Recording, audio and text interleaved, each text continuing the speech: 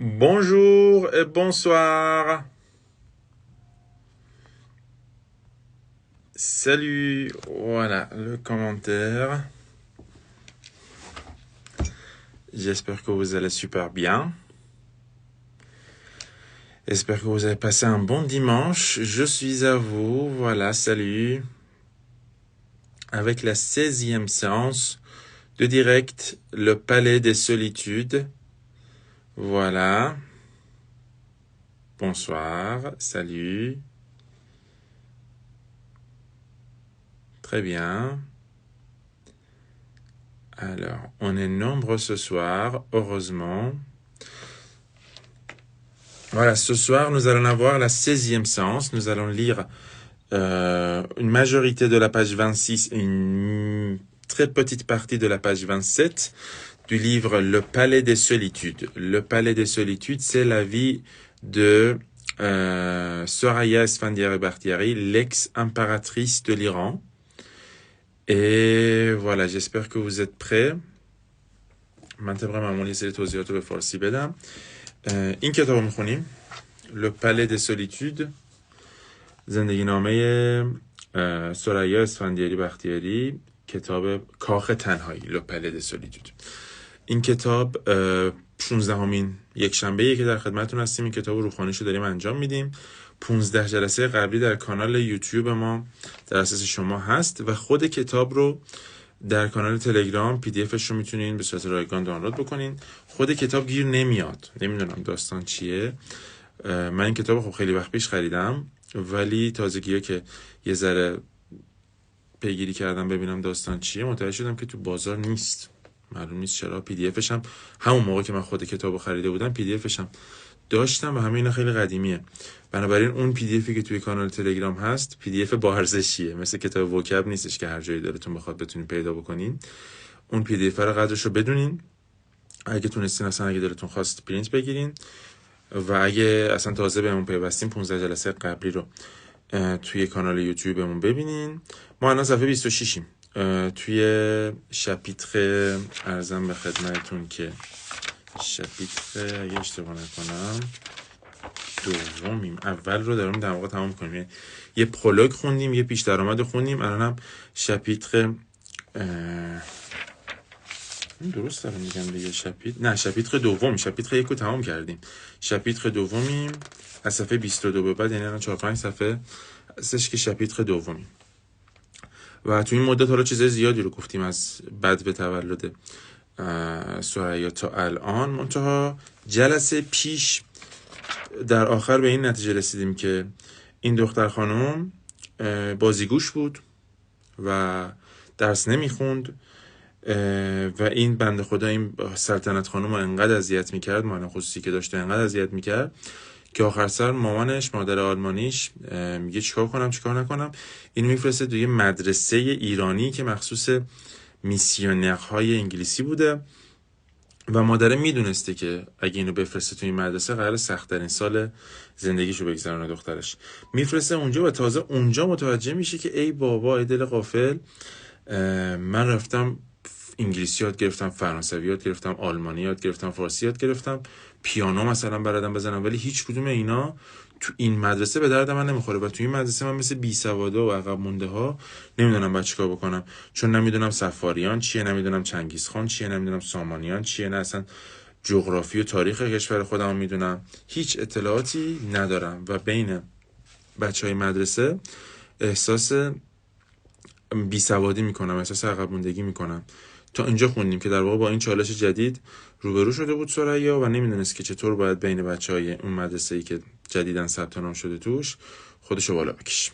این تا اینجا بود، یعنی در واقع از سر پاراگراف دوم صفحه 26 ما میخوایم شروع کنیم، ادامه میدیم تا اوایل صفحه 27 مثل همیشه.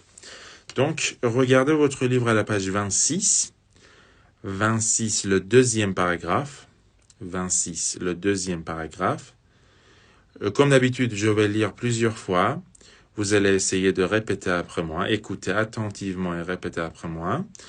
Et après avoir lu plusieurs fois, je vais essayer de vous expliquer un peu ce qui se passe. S'il y a de nouveaux vocabulaires, s'il y a de nouvelles expressions, je vais vous les expliquer. Voilà. Donc, écoutez, essayez de répéter après moi. Pour me tranquilliser et m'aider à combler ce mortifiant retard, répétez. Pour me tranquilliser,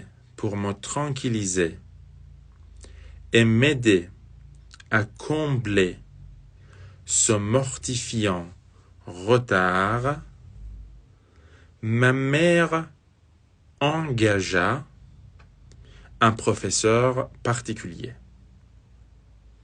C'était un homme âgé, desséché, tout habillé de noir. Il s'appelait, j'ai oublié son nom. Je crois que c'est vrai, les histoires freudiennes. On écarte tout ce qui est désagréable. On écarte tout ce qui est désagréable. Pour me tranquilliser et m'aider à combler ce mortifiant retard, ma mère engagea un professeur particulier. C'était un homme âgé, desséché, tout habillé de noir. Il s'appelait, j'ai oublié son nom. Je crois que c'est vrai, les histoires freudiennes. On écarte tout ce qui est désagréable. Tous les jours, j'allais à l'école de 8h à midi et de 2h à 4h30. Tous les jours, j'allais à l'école de 8h à midi et de 2h à 4h30. À peine rentré à la maison, à la hâte, je bâclais mes devoirs.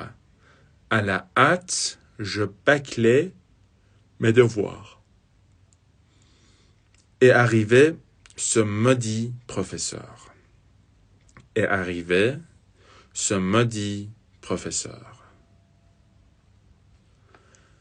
Tous les jours, j'allais à l'école de 8h à midi et de 2h à 4h30. À peine rentré à la maison, à la hâte, je bâclais mes devoirs et arrivait ce maudit professeur. حالا چه اتفاقی میفته؟ بیان اول ببینیم. Pour me tranquilliser، برای اینکه خودم آروم بکنم، et m'aider à combler ce mortifiant retard، اینکه به خودم کمک بکنم که این نقصی که دارم، این عقب موندگی که دارم نسبت به همکلاسیامو جبران بکنم. Ma mère a engagé un professeur particulier. مامانم برام یه معلم خصوصی گرفت. یه نکته خیلی مهم. خیلیا معلم خصوصی یا کلاس خصوصی رو که میخوان در نظر بگیرن، میان از ادجکتیو پریوه استفاده میکنن که درست نیست. ببینید معمولا اینجوریه، میگن لکور پوبلیک، لکور پارتیکولیه. لکور پریوه نداریم یا ان پروفسور پریوه نداریم. خیلی تو دایرکت من دیدم مثلا میخوام بگم من کلاس خصوصی دارم، میگن je suis des cours privés یا j'ai un professeur privé. درست نیست. ادجکتیو درست اینجا پارتیکولیه هستش، چون دو مدل کلاس داریم، des cours publics, des cours particuliers. Ma mère a engagé un professeur particulier. مامانم معلم خصوصی برام گرفت. یه مردی بود، مسن، âgé، desséché، آدم خشک، tout habillé de noir. همیشه هم لباس مشکی میپوشید. میگه اسمش il s'appelait، j'ai oublié son nom، اسمش یادم رفته. Je crois que c'est vrai, les histoires freudiennes. فکر کنم که اون داستانای فروید راست میگفتن. اون داستانای فروید راستن که چی میگن؟ On écarte tout ce qui est désagréable. که آدم هر چیزی که براش ناخوشاینده رو طرد میکنه، فراموش میکنه. یه جمله است در واقع نقل قول کرده از یکی از کتابای فروید و میگه که به نظرم داستان فرویدی همچین بیرا هم نمیگن که آدم هر چیزی که براش ناخوشاینده رو طردش میکنه، فراموشش میکنه. این پس پاراگراف اول. Pour me tranquilliser et m'aider à combler ce mortifiant retard, ma mère engagea un professeur particulier. C'était un homme âgé, desséché, tout habillé de noir. Il s'appelait, j'ai oublié son nom. Je crois que c'est vrai, les histoires freudiennes. On écarte tout ce qui est désagréable. پاراگراف دوم میگه tous les jours j'allais à l'école de 8h à midi et de 2h à 4h30. این که دیگه بچه‌های سطح آ یکم میتونن این جمله رو متوجه بشن. هر روز میرفتم مدرسه از ساعت 8 تا سر ظهر و از ساعت 2 تا ساعت 4. À peine rentré à la maison یعنی به سختی رسیدم برگشتم به خونه، یعنی به محض اینکه میرسم به خونه à la hâte با عجله je bâclais mes devoirs تکالیفمو سرسری و بودو انجام میدادم. et arrivé ce maudit professeur این معلم خصوصیه، معلم لعنتی سرکلش پیدا شد. مادی یعنی لعنتی. پس اینم شد پاراگراف دوم. Répétez après moi. L'Iran est un pays du Moyen-Orient dont la superficie atteint 1 648 000 km². Ses frontières sont communes avec l'URSS et bordée par la mer Caspienne au nord, l'Afghanistan et l'Inde, le golfe Persique au sud, l'Irak et la Turquie à l'ouest. L'Iran est un pays du Moyen-Orient dont la superficie atteint 1 648 000 km². Ses frontières sont communes avec l'URSS et bordée par la mer Caspienne au nord, l'Afghanistan et l'Inde, le golfe Persique au sud, l'Irak et la Turquie à l'ouest. Je devais ingurgiter tout ça. Répétez après moi, ingurgiter. Je devais ingurgiter tout ça, répéter et répéter sans cesse. L'Afghanistan et Inde, golfe Persique au sud, jusqu'à la nausée. Jusqu'à la nausée. La nausée, jusqu'à la nausée. میگه داره حالا نقل قول میکنه از اون آقایی که معلم خصوصی خوشی که ازش خوشش نمیاد. میگه ایران کشوری از معین اقیان، خاورمیانه. من ببخشید خمیازه میکشم، نمیدونم واقعا تو بهار چه بلایی سرمون میاد که انقدر همیشه در حال خمیازه کشیدنی. واقعا خوابم نمیاد، نمیدونم چرا انقدر خمیازه میکشم. میگه ایران کشوریه در خاورمیانه دون لا سوپرفیسی که مساحتش اتن از فعل اتندر میاد، یعنی رسیدن، که مساحتش میرسه به 1,648,000 کیلومتر مربع.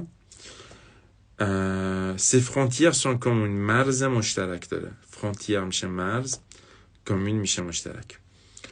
مرزهای مشترک داره با URSS، منظور همون شوروی بزرگ میگفتیم، چی میگفتیم؟ URSS est bordée par la mer Caspienne au nord، و همینطور از طرف خلیج دریای خزر در شمال، افغانستان و هند، l'Afghanistan et l'Inde. بله بهار نمیدونم واقعا چه بلایی داره سرم میاره. گلف پرسیک au sud، خلیج فارس در جنوب، l'Irak et la Turquie à l'ouest، عراق و ترکیه هم از سمت غرب. Je devais ingurgiter یعنی بله کردن، بلعیدن. میگه من بعد اینا رو بله میکردم، من بعد اینا رو حفظ میکردم، تکرار میکردم بدون توقف. رپته سانسس یعنی نان استاپ. افغانستان، هند، خلیج فارس در جنوب فلان، jusqu'à la nausée. اینجا کلمه جدیدی که داریم که حالا یه سریتون شاید بدون یه سریتون ندونین، نوزه میشه حالت هوا. مثلا ژل نوزه یعنی حالت هوا. بخشین jusqu'à la nausée یعنی انقدر اینا رو باید تکرار میکردم که بالا بیارم. گلابراتون انقدر بعد اینا رو بله میکردم، انگورژیته میکردم. خلیج فارس در جنوب، نمیدونم دریای خزر در شمال، افغانستان در غرب فلان، در شرق، ترکیه از غرب فلان، انقدر اینا رو تکرار میکردم که حالت هوا میگرفتم. jusqu'à la nausée. پس نوزه رو یاد گرفتیم، انگورژیته هم یاد گرفتیم، فعل مهمیه. گلف پرسیک خلیج فارس، گلف پرسیک au sud, l'Irak et la Turquie à l'ouest. و این هم ببینیم که تو چه سال این کتاب نوشته شده.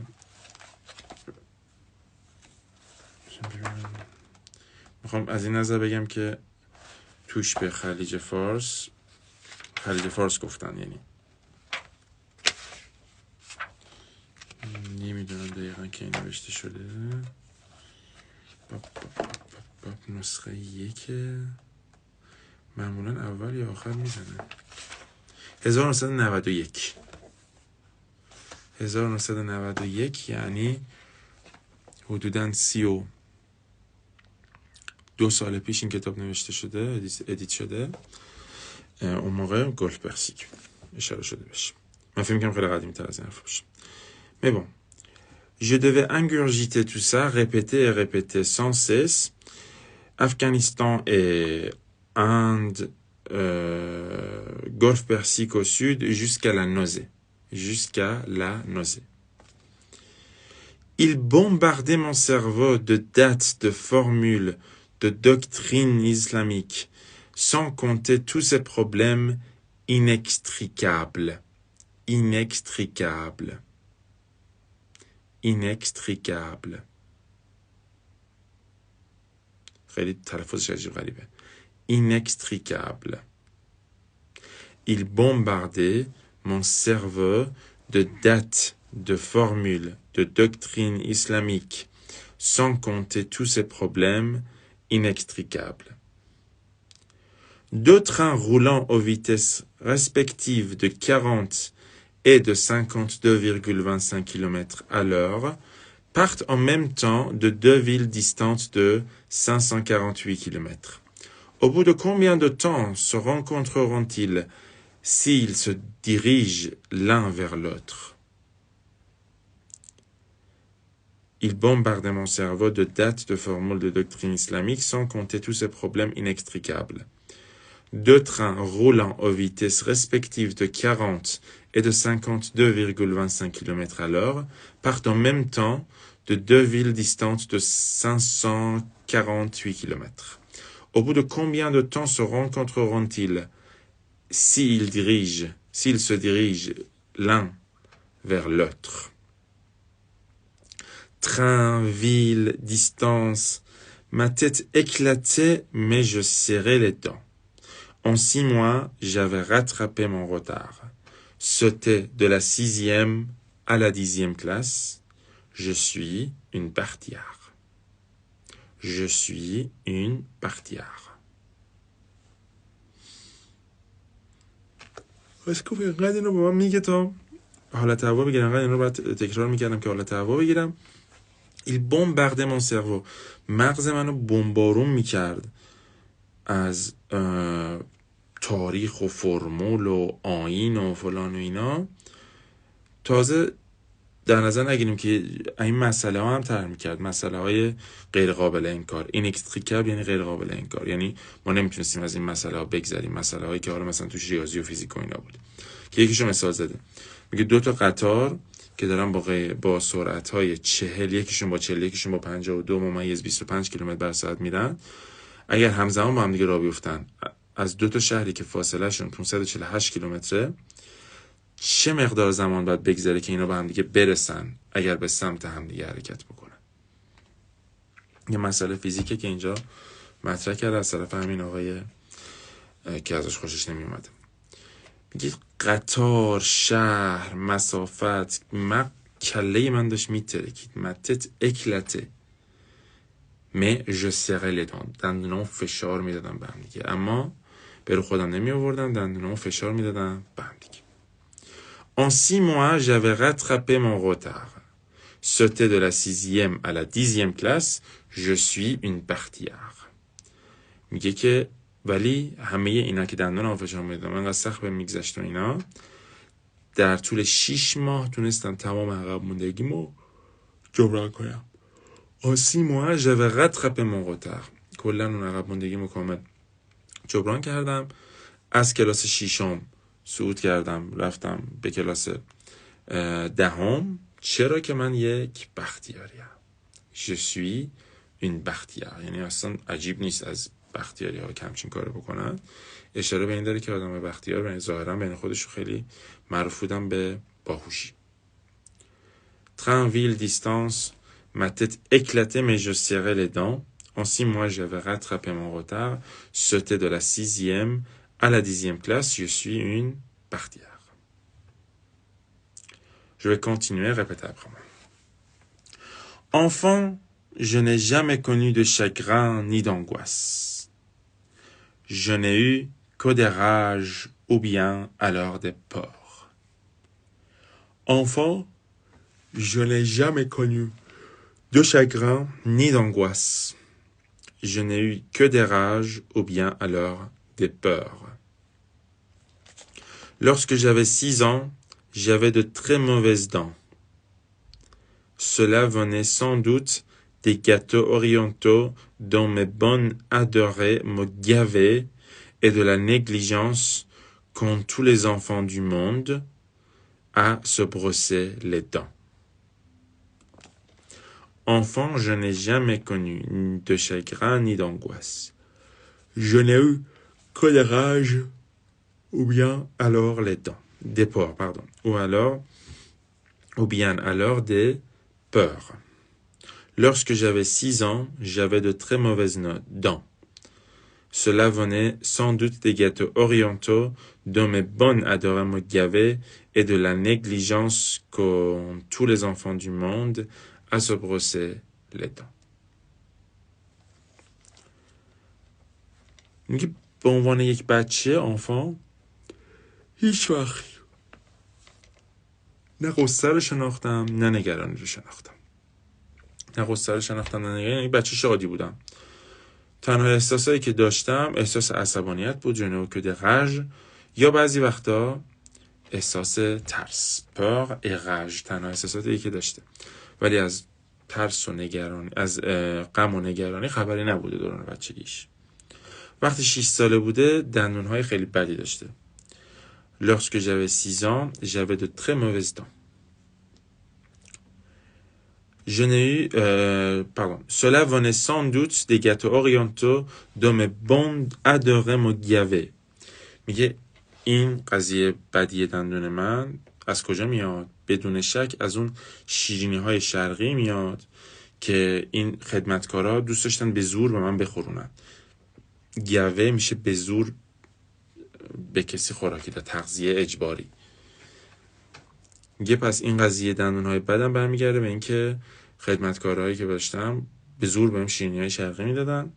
et de la négligence qu'ont tous les enfants du monde à se brosser les dents. و همینطور حالا تنبلی نمیشه گفت، کمکاری، اهمالکاریه که همه بچه‌های دنیا دارن برای اینکه دندوناشون رو مسواک بزنن. منم مثل بقیه بچه‌های دنیا یه اهمالکاری داشتم، یه تنبلی داشتم واسه اینکه دندونامو مسواک بزنم. Maintenant, regardez à la page 27. Plusieurs fois, ma mère avait essayé de me traîner chez le dentiste.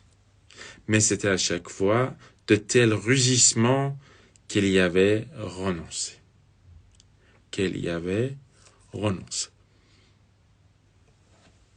Plusieurs fois, ma mère avait essayé de me traîner chez le dentiste. Mais c'était à chaque fois de tels rugissements qu'elle y avait renoncé. Jusqu'au jour où elle m'amena chez le docteur Schafter, le médecin qui m'avait mise au monde. Plusieurs fois, ma mère avait essayé de me traîner chez le dentiste, mais c'était à chaque fois de tels rugissements qu'il y avait renoncé. Jusqu'au jour où elle m'amena chez le docteur Schafter, le médecin qui m'avait mise au monde. که چندین بار مادرم سعی کرد که منو ببره زندون پزشکی، ولی هر سری خود من چقدر ببخشید واقعا هر سری انقدر داد و بیداد میکردم، روژیسمان میشه قررش کردن، داد و بیداد خیلی بلند، انقدر داد و بیداد میکردم و قربتی باز در میآوردم که مادرم پشیمون میشد، یه قانونسه نظرش عوض میشد، میگه بریم نمیخواد دندون درست کنم. تا روزی که منو برد پیش دکتر شافتر. Jusqu'au jour où elle m'amena chez le docteur Schafter, le médecin qui m'avait mis au monde. پزشکی که منو به دنیا آورده بود. Le médecin پزشکی که منو به دنیا آورده بود. Mettre au monde. Le médecin qui m'avait mise au monde. Le docteur Schafter, qui dirigeait l'hôpital anglais des missionnaires disparants, était ainsi que sa femme, un grand ami de ma famille. Tous deux considéraient mon frère Bijan et moi comme... Et là, c'est valide. Tous deux considéraient mon frère Bijan et moi comme leurs propres enfants. Chaque fois que nous étions malades, ils s'occupaient de nous. Le docteur Shafter, qui dirigeait l'hôpital anglais des missionnaires d'Ispahan, était, ainsi que sa femme, un grand ami de ma famille. Tous deux considéraient mon frère Bijan et moi comme leurs propres enfants. Chaque fois que nous étions malades, ils s'occupaient de nous. حالا این دکتر شافته که یه روزی بالاخره مامانش میبردش به خاطر دندونا پیشش و دکتری هم بودی که اونو به دنیا آورده،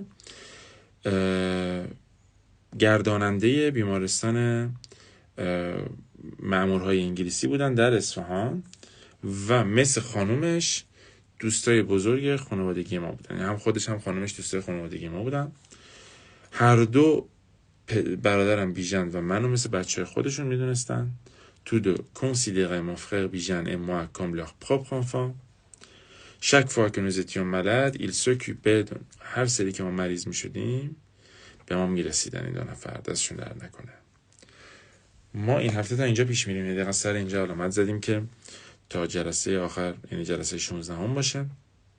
لغت جدید زیاد یاد گرفتیم. tranquilliser، ingurgiter اگه اشتباه نکنم، ingurgiter la nausée, la négligence, angoisse. Voilà. Ce sont tous les vocabulaires que moi j'ai appris lors de ce direct. Et si vous avez des questions, n'hésitez pas à me les poser.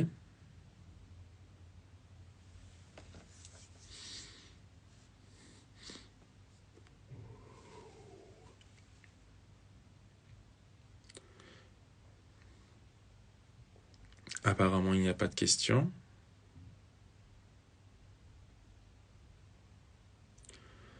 Ben, dans ce cas-là, je vous souhaite une très belle soirée. On se retrouve dimanche prochain pour ce direct et le mardi qui vient avec le direct Vocab Vide Moment. Et je vous remercie de nous avoir accompagnés, franchement. Et voilà. À la semaine prochaine. Merci beaucoup.